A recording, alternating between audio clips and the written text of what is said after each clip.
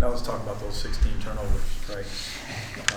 Alabama A&M is, I told Otis, they play so hard, they're so scrappy, and they're really good with their hands, getting tips and deflections and flying around, jamming outlets and rebounds, and really had us out of sync a lot offensively tonight, changing defenses, matchup zone, switching man, switching ball screen, switching everything. Didn't find a great offensive rhythm. You know, we happen to be bigger and longer, of course, and our offensive rebounding talent, you know, took over in the paint. Thought we did a really good job of drawing fouls, fighting through contact. It was a really physical game, of course. And then I thought, for the most part, did a pretty good job defensively. Love the way that we finished the right way with getting some stops, especially down the stretch in the last 4 minutes. You know, we had guys out there that don't get a ton of opportunity that finished on a 9-0 run, if I'm not mistaken. Love the unselfishness. We had some breakaways where guys gave it up for each other. We had a lot of extra passes. Had some big-time hustle plays. A couple that stick out, you know, by freshmen, Asa and Santo. So proud of the overall effort. Talking about finishing out games again. Yeah. Opponent, you don't see a lot better than what you saw. I don't finish anything Sure. like that. But when it comes to finishing out games, that seemed to be what Asa talked about that a little bit. Blue did as well. Well, how do y'all work on that in practice when it comes to finishing out? We play a lot of 4-minute games in practice. Yeah. We do that, and we referenced the end of the Tennessee Tech game and even the end of the Georgia Tech game, where we just couldn't get a stop down the stretch. Of course, we were just trading free throws for baskets the other day, and we're all trying to grow as programs and as teams, and that's just something that stuck out to us here recently, that we've been really good at times defensively, but have we put 40 together, that's what the good teams do. That's what the top of our league's going to do. And it's a process to get there, and I thought we took some steps there today where the detail's great. No, they touch paint probably too many times off of the bounce, but fortunately we have guys that are back there erasing some mistakes, as we've talked about a lot, you know, over the past few months. Our execution versus a lot of their changing disruptive defenses wasn't pretty at times, but our effort was certainly there throughout, and as strong as it was all game in those last few minutes, which is growth. What kind of progress have you seen from Santo to this point in the season? Decision making, passing, not turning the ball, or just being more secure with the ball in his hands. Ball screen defense has gotten better. Transition defense has gotten better. His footwork in the post, you know, he's a guy that's kind of settled in. The game has slowed form a little bit. You know, he's a little bit more poised with the ball in his hands, close to the basket, not forcing as much, and just scratching the surface. You know, he's a talented guy. I guess I'd be remiss if I didn't talk about the improvement with his motor too. You know, you talk about some of those hustle plays. That's growth for him. He's playing hard. You heard a couple of times of him too, communicating on the court. You can hear him, you know, calling out different things on the court during the game. Yeah, he's got presence, obviously, and so when he's talking, you can hear him, and he's got to continue to be convicted, you know, and what he's talking about, and decisive, and be loud and early with some of his defensive communication. I thought Justin Abson did a good job of that with us tonight too.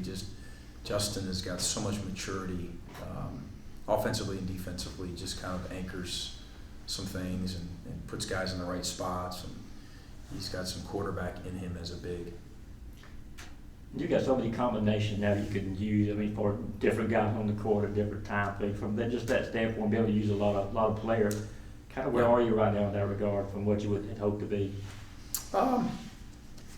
Confusing. Yeah. You know, but a luxury. You know, we like our depth, but that said, Marquette, St. John's have great depth. I hadn't studied those guys much at all. I haven't seen either team play.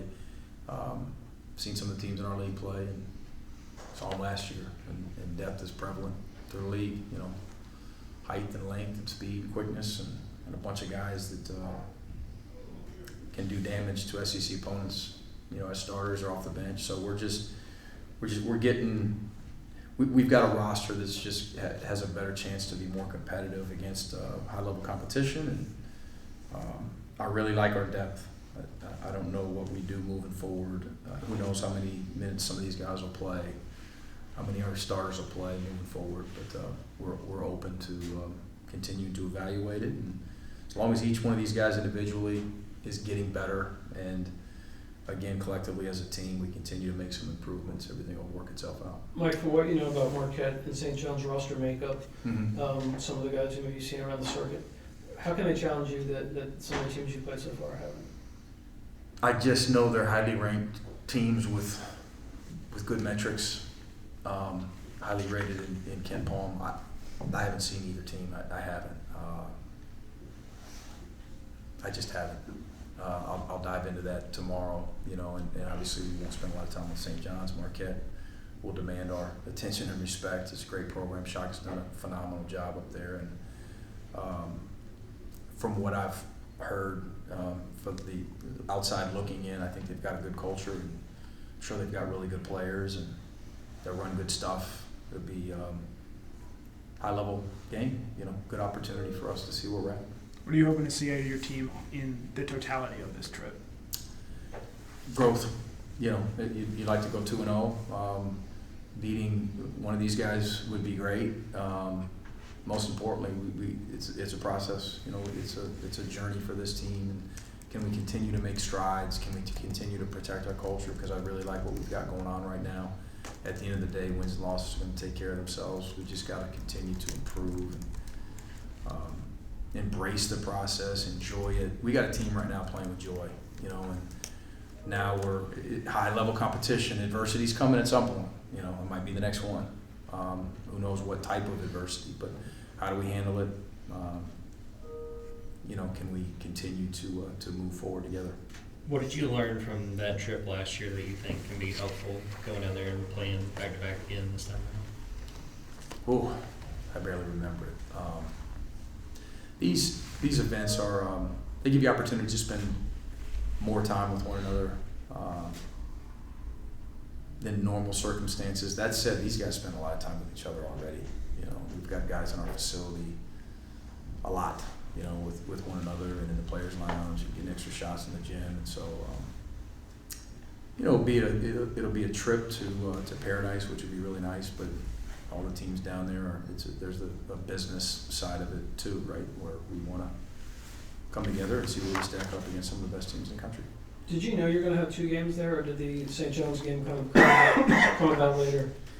It did. It came about later. I don't know how much later. It's hard to remember those details, but we needed another one, and that opportunity came about, and it just made sense for us. Both teams down there, different circumstances. Not necessarily conventional for us or them, but both teams agreed, to play the game, and but the Marquette one was originally scheduled a little bit earlier. Got time for 2 more? Do you have any kind of interaction with Patina through the years, and your thoughts on, I guess, kind of a Hall of Fame type coach that you guys did? Phenomenal coach. Studied a lot of his teams over the years. Played against him when I was at Ole Miss. I want to say only our freshman year, if I'm not mistaken. I believe Mark Pope was on that team. I think we were down 30 at halftime in Rupp.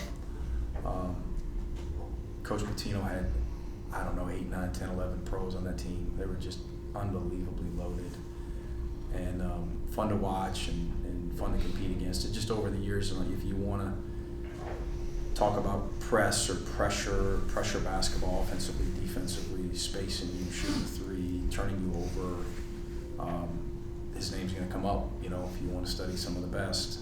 He's had an incredible run.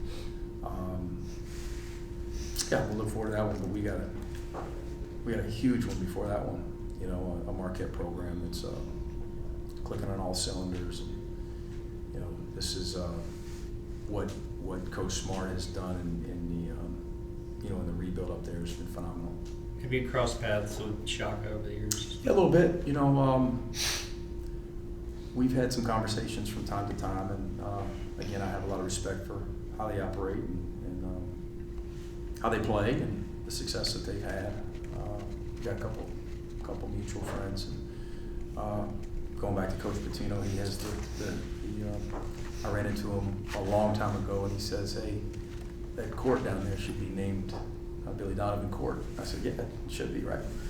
And I think our administration at the time was thinking the same thing, back in Florida, and obviously that's what it's named now. So he's had an impact on a ton of people in our profession, of course.